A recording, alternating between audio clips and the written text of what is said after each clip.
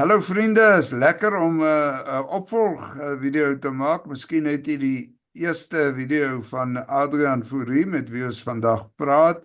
Adrian is 'n sendeling in diens van 'n bediening, 'n ministry, the South African Truckers ministry. Met ander woorde, vragmotorbestuurders op die Suid-Afrikaanse padnetwerk.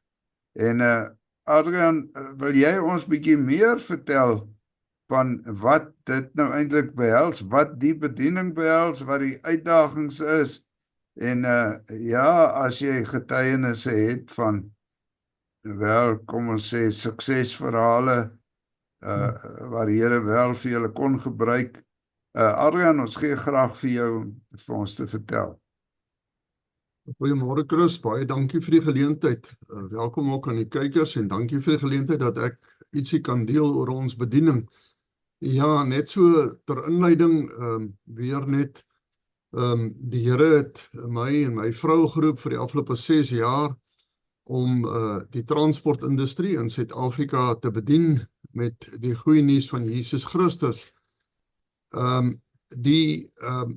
Roeping het ontstaan uit die besef dat ons op ons nasionale padnetwerk bykans 600,000 vragmotorbestuurders het wat tussen 'n week en 3 maande, selfs 6 maande as dit die DRC is, waarheen hulle ry, op die pad is sonder dat hulle enige breek kry of 'n geleentheid kry om by die huis te wees. So daar is 'n groot behoefte om hierdie mense te bedien, en daar is geen volhoubare geestelike bediening waarvan ons bewus is om hierdie sektor in ons land te bedien met die evangelie nie, behalwe ons op hierdie stadium nie. Daar is enkele maatskappye, transportmaatskappye wat ek weet wat moeite doen, wat op Bybelse waarhede gegrondslag is, maar dit is skaars 'n handvol.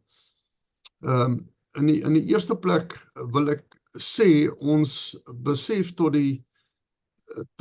hierdie bediening, die behoefte wat ons hiertoe gelei het, was, ek het toe ons in 2018 geroep is, ons besef het dat ons hierdie roeping kry, was ek eers onseker gewees, en ek het na 'n ou sendingvriend toe gegaan, wat nou 90 jaar oud is, Martinus Steyn, en ek het by hom en sy vrou, Tannie Marie, gaan sit in hulle huis, en ek het vir hulle die situasie verduidelik en gesê, joh, hierdie is 'n groot werk, en ek is nie seker hoe gaan ons hierdie ding doen nie, en ek het vir hulle vertel van die nood, hoe groot die nood is, en hoe Martinus het my so gekyk, en hy het opgestaan en gesê, hy wil net sy Bybel kry, en hy het sy Bybel gaan haal, en hy het 'n skrif vir my aangehaal, as ek het reg het, was dit in Deuteronomium, ek is altyd die mekaar of het Deuteronomium of Jeremia is, maar daar staan, die Here sê vir sy diensknegt, hy sê, is daar dan iets wat vir my te groot is om te doen? Ja. En die traan rol so oor Martinus se wange, en hy sê vir my, hy kyk so vir my, en hy sê, wat maak jy?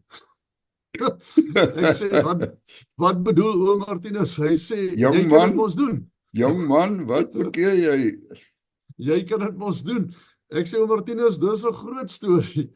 So dit is 6 jaar terug, ons het 'n nuwenskrywende maatskappy gestig, maar ek moet ook noem, ons seun is 'n gym-instrukteur by 'n gym in Piet Mokwane, en hy kom eendag by die huis en hy sê, pa, daar is 'n swart man wat by die gym saam met my oefen, en hy het gesê, hy moet met my ma en pa praat. Ek ken hom glad nie, sy naam is Bryce, B-R-I-C-E, en ons het seker so 3 weke gestoei voor ons met hom 'n afspraak kon maak, en hy kom, ek sê vir Marina, man, kom ons nooi hom vir 'n Sondagmiddagete of wat ook al, en ek bel, en ons maak 'n afspraak, en hy kom toe die Sondag daaraan, en hy sê toe, maar hy gaan ongelukkig nie eet nie, hy is besig om te vas, hy is seker so 30 jaar op daai ouderdom, op daai stadium gewees, en hy sê, hy het daai oggend, dis ongelooflik, daai oggend was hy in die kerk, En hy het 'n boodskap gehoor en daar's een vers wat by hom vasgesteek het en hy voel op sy hart, dit is wat hy met ons moet deel. En dis Jesaja 35 vers 8.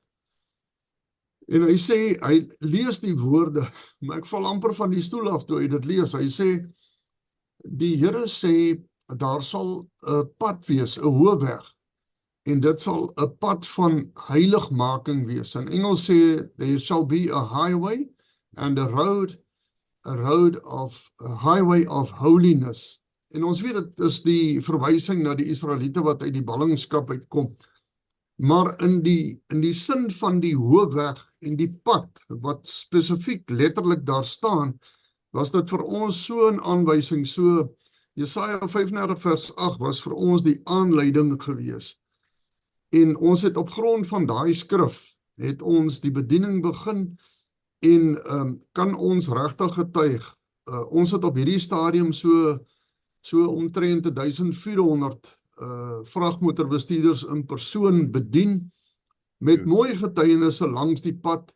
Uiteraard is dit nie massas getuienisse van trokdrywers wat terugkom nie, want daar is ook maar nominale gelowiges onder hulle, maar ek kan miskien net hierdie deel eendag op Pietersburg, was so 6:00 die aand, kom ons by 'n truckstop, as jy inkom by Pietersburg, is die ou inry teater daar, en daar staan 'n man by, ek dink dit was 'n 10 ton vrag, en hy's besig om 'n potjie te was, net nadat hy kos gemaak het. Sy naam is Jan Motsweni, en groet hom, en ek het 'n Bybelpak wat vooraf opgemaak is, wat ek vir hulle gee met 'n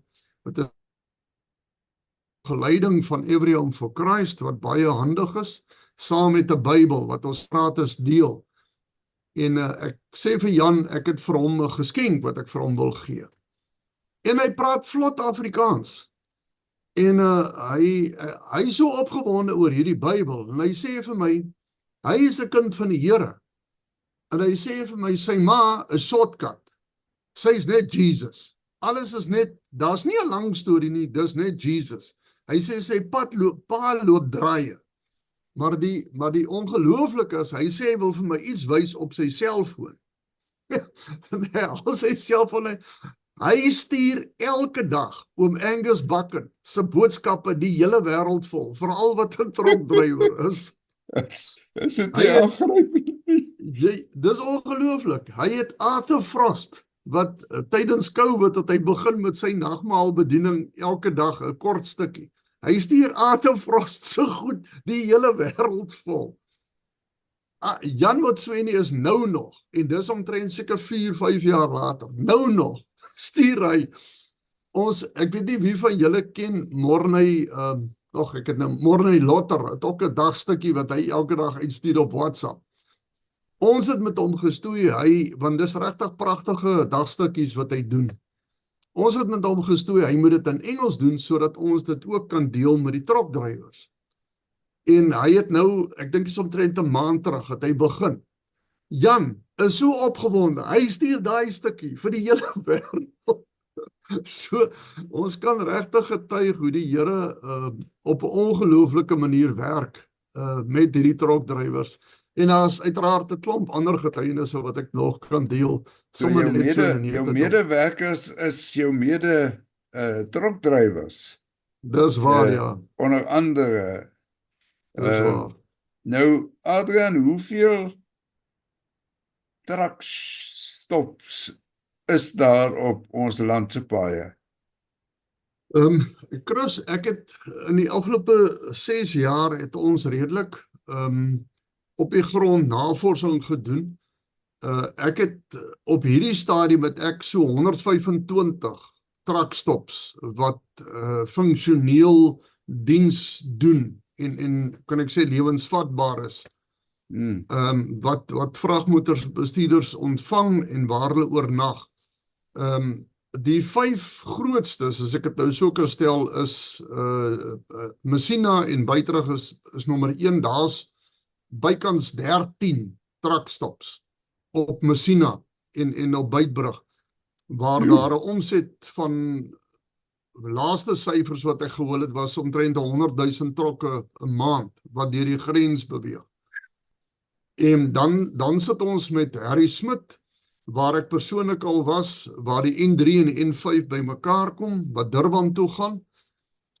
Highway Junction het ek in die aand, ek en my vrou was in die aand daar, 800 trokke 'n aand wat daar deur hardloop. Oorslaap, staan en wat 'n mens kan bedien. Soos daar Verliers, dan ook Parys en uiteraard Komatipoort. Daar's heelwat ander ook, maar dit is die grootstes, as ek dit net so kan stel. Toe, Adrian, ons sal nou in 'n volgende videoetjie 'n bietjie sal jy vir ons bietjie deel oor wat is regtig die behoeftes op die grond. Wat is, hoe kan gewone motorbestuurders, want jy weet, 'n ou ry mos daar verby, dan sien jy hierdie massiewe klomp lorries en baie keer is jy geïrriteerd want hulle hou jou op want jy wil op vakansie gaan, maar jy kan nie verbyry nie, want daar's nog een en nog een en nog een. En jy sien die groot ongelukke wat gebeur en jy sal vir ons bietjie meer daarvan vertel. Nog so 'n laaste ietsie oor wat jou bediening in die algemeen behels.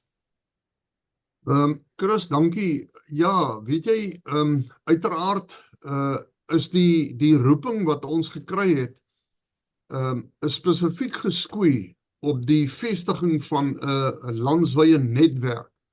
So dit gaan nie net oor die fisiese uitreik, want vir my en Marina om 600,000 trokdrywers te bedien is net 'n onmoontlikheid. So die voertuig wat die Here vir ons gegee het in die visie is om 'n netwerk op die grond te sit, sodat ons landwyd 'n bepaling kan maak en sê hier is strategiese punte, dis waar ons mense nodig het. As ek net 'n laaste ding kan sê, uiteraard is ons besig om 'n databasis op te bou van transportmaatskappye in Suid-Afrika, en ons het op hierdie stadium so 1400 transportmaatskappye op 'n databasis wat ek weet wie is die CEO, wie is die eienaar, waar is hulle geleë, wat se vragte dra hulle, beweeg hulle oor grens en tot watter mate toe is hulle, kan ek sê, bekend met die Here. Want 'n mens kan dit sien op die websites of op die trokke self of op hulle Facebook blaaie. So dis maar net so in 'n neutedop. As ek so 'n laaste vraagie kan vra is, julle is seker skatryk mense wat miljonêers is en julle deel net uit of kom ek vra, hoeveel van daai maatskappye stuur so nou en dan ook 'n stukkie ondersteuning, want ek kan net dink dat dit massiewe onkostes moet verg as jy op jou eie net die reiskoste. Jy het verlede jaar, as ek dit reg het, 'n hele toer oor Suid-Afrika geneem, daar in die Kaap af. Dit kos seker geld. Hoeveel ondersteuning kry jy? Kort gevra. Of is dit nie noodsaaklik nie? Weet jy, Chris, ek kan nie sê dit is nie noodsaaklik nie, want ons het fondse nodig daarvoor. Ons het een maatskappy in Kaapstad wat ons maandeliks ondersteun. Dan het ons so 3 ander maatskappye wat ons al eenmalig ondersteun het. Maar nee, die ongelooflike is, ek kan net ten slotte dit sê, die Here is regtig getrou. In 2021, toe ons die toer gedoen het waarna jy verwys het, en dit het gegaan oor 'n verkenningstog deur Suid-Afrika, het ons 9000 kilometer afgelê. En ons voertuig se enjin het op hierdie rit die gees gegee, en daai hele rit of trip wat ons gedoen het ons, die Here het 172.000 rand voorsien vir daai trip, maar ons het begin met 'n 0 balans, en God het dit alles voorsien. So ek kan net getuig van sy ongelooflike voorsiening. Adrian, ons gaan ook op hierdie video 'n geleentheid skep waar mense wat dalk voel hulle wil hierdie mooi werk ondersteun.